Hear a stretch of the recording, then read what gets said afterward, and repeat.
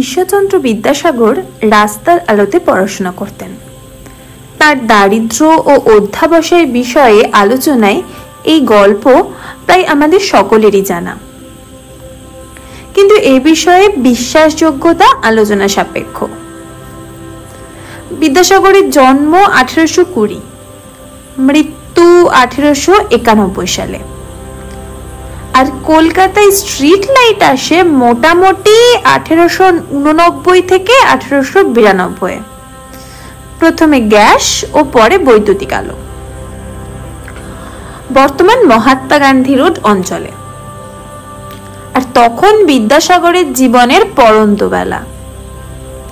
তাহলে এই হিসাব কখনোই মেলে না যে তিনি ছাত্রাবস্থায় রাস্তার আলোয় পড়াশোনা করেছেন।